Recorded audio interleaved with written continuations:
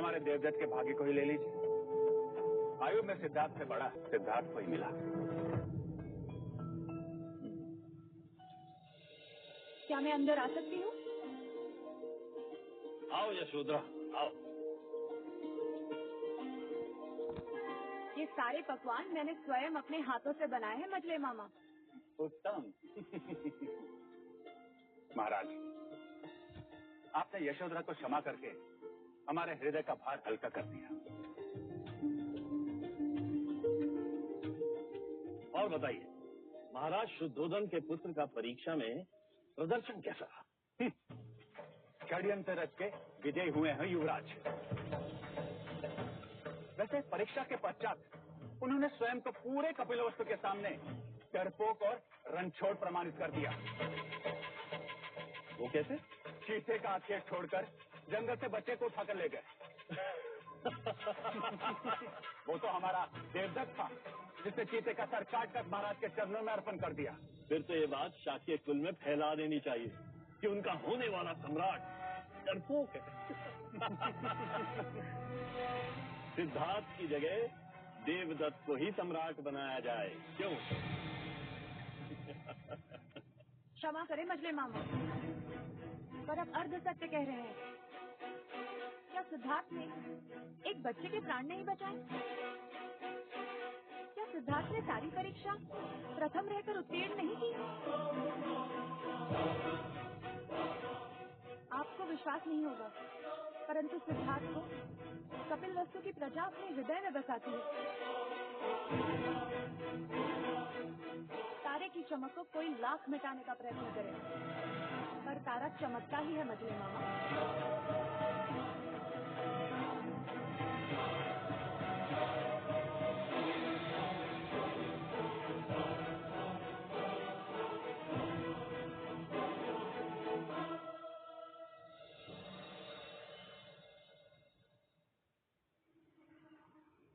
सिद्धार्थ, ये लो मेरी तलवार। मेरी इच्छा में जब भी तुम्हें देखो एक क्षत्रिय की तरह अपने शस्त्र के साथ देखो। इसका भार मैं नहीं उठा सकता। सिद्धार्थ की आचार्य कौंडिन्य के साथ घनिष्ठता बढ़ रही है। ये उन्हीं की संगत और शिक्षा का परिणाम है कि सिद्धार्थ ध्यान की तरफ आकर्षित हो रहे हैं।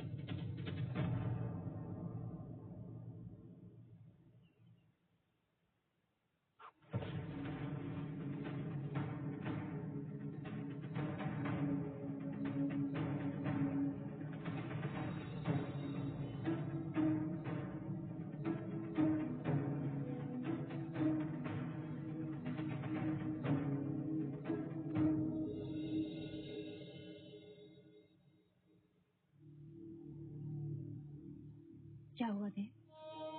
नींद नहीं आ रही? हाँ,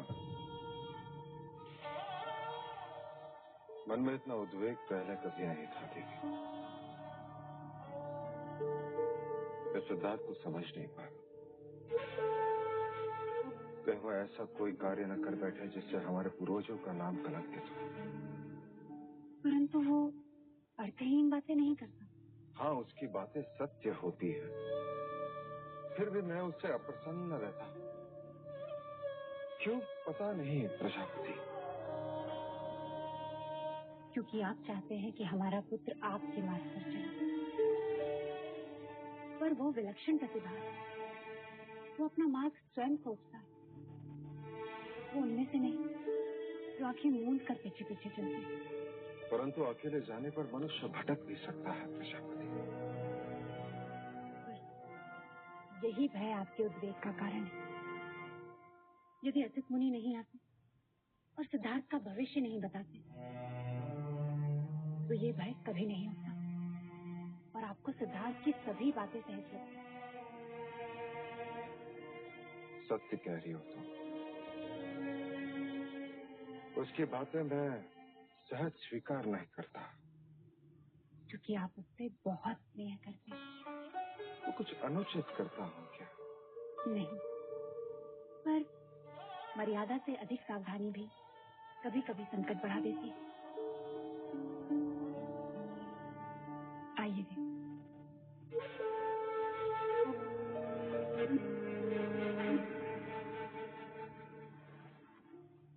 सो जाइए देव।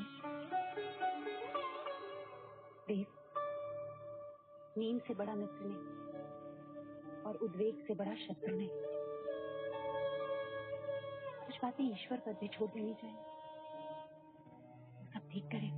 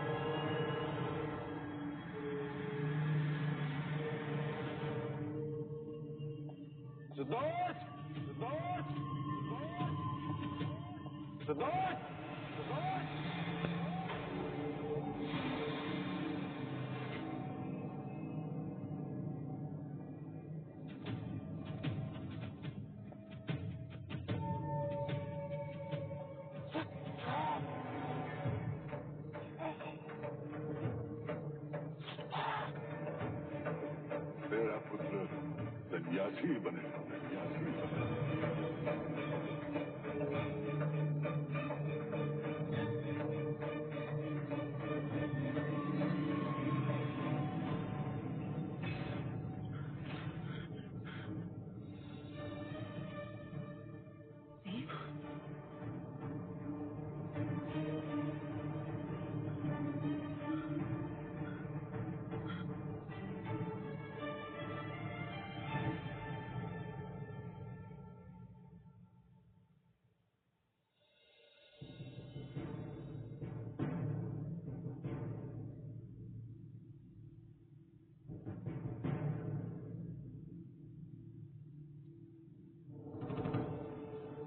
महाराज, आपका स्वप्न पहले प्रहर का है और ग्रंथ अनुसार पहले प्रहर का स्वप्न सच होता है। आप स्वप्न में सिद्धार्थ को ढूंढ रहे हैं, अर्थात आपके पथ से उसका पथ विपरीत है। दूजा, आपने सिद्धार्थ को समाधि में देखा, अर्थात वो शांति के पथ पर चलेगा। शरीर पर मिट्टी और पौधे, अर्थात उसने समाधि कई दिनों से लगाई होगी। उसने गेरुए रंग के कपड़े पहने हैं, अर्थात उसकी विचारधारा मुनि और योगी की भांति होगी।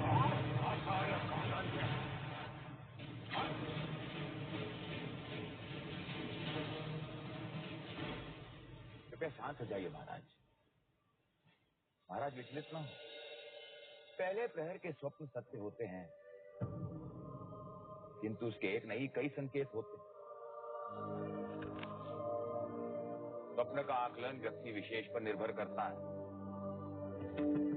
स्वप्न में आप उन्हें खोज रहे थे, इसका अर्थ यह है कि किसी बात पर वो आपसे कहीं आगे निकल जाएंगे।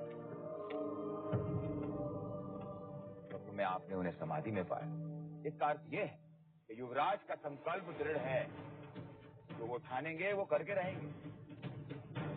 आपने उन्हें मुनि की भांति देखा, अर्थात लोग जैसे एक मुनि को पूछते हैं, युवराज को भी वैसे ही पूछे।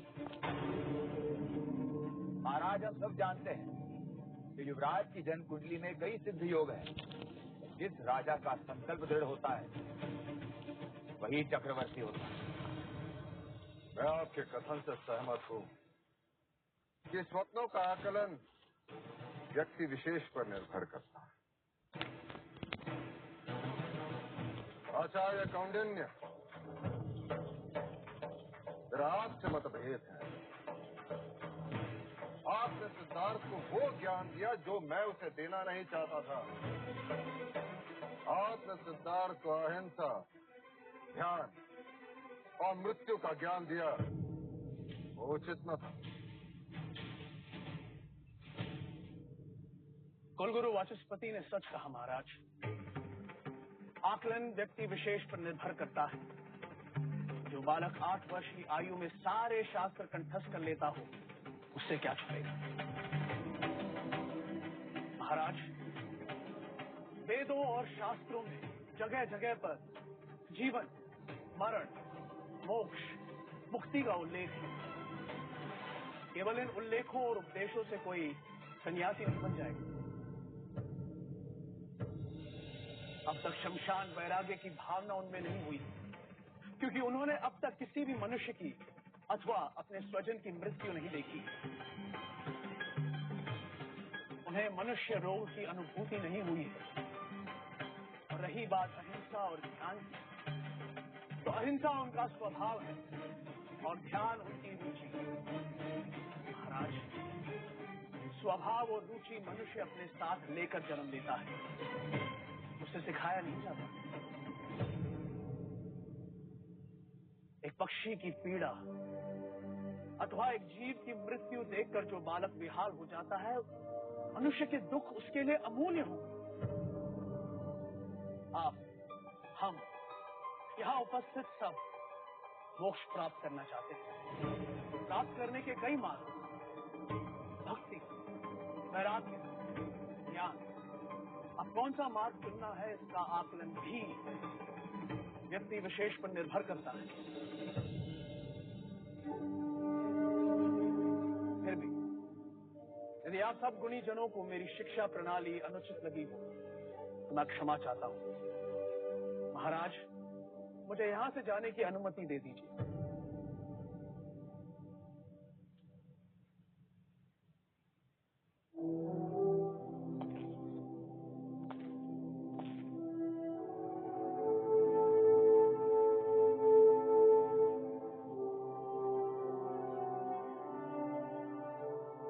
आचार्य कौंडिन्य, कृपा करके दक्षिणा स्वीकार कर।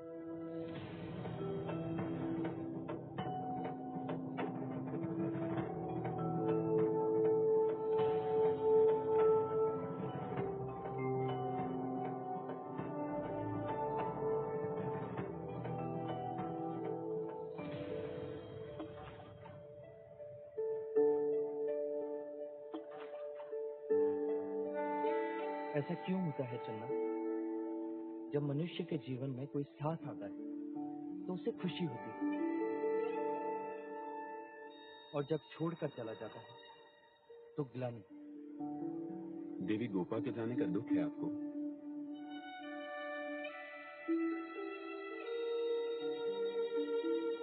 हाँ, आई थी तो मन भर गया था, गई तो मानो कुछ खालीपन, जैसे आंख खुलते ही स्वप्न अदृश्य हो जाता है। अब मैं क्या कहूं युवराज, इस प्रश्न का उत्तर तो केवल आचार्य कौंडिन्य दे सकते हैं। मन के विषय में वो अधिक जानते हैं। हाँ, परंतु वो तो सवेरे से ही दरबार गए, न जाने कब लौटेंगे।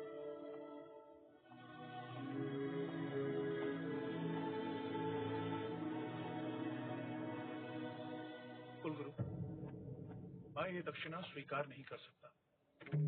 क्यों आचार्य? क्योंकि युवराज को दी गई मेरी शिक्षा महाराज को उचित नहीं लगी। आप उचित अनुचित को भूल जाइए आचार्य। कृपया आप इस दक्षिणा को स्वीकार कीजिए। नहीं, मैं अपनी शिक्षा के प्रतिफल में दक्षिणा लेता हूँ। केवल एक ब्राह्मण होने के नाते आश्रित होकर भिक्षा नहीं मांगता। क्या आप उस पर आक्षेप कर रहे हैं आचार्य कौंडिन्य? क्या आपने महाराज को प्रसन्न करने के लिए असत्य नहीं कहा? नहीं आचार्य, मैं इस राज्य का कुलगुरु हूँ। मेरा कर्तव्य यह है कि मैं राजा के प्रति, इस राज्य के प्रति निष्ठावान रहूं। कहीं उनका विश्वास खंडित ना हो जाए। वो चिंता मुक्त रहें कि वो अपनी प्रजा का अच्छा पालन कर सके। क्या आपको ज्ञात नहीं कि असित मुनि के एक कथन से पूरी की पूरी एक पीढ़ी को कपिलवस्तु से निकाल दिया गया था? और आपका भी इस राज्य के प्रति यही कर्तव्य था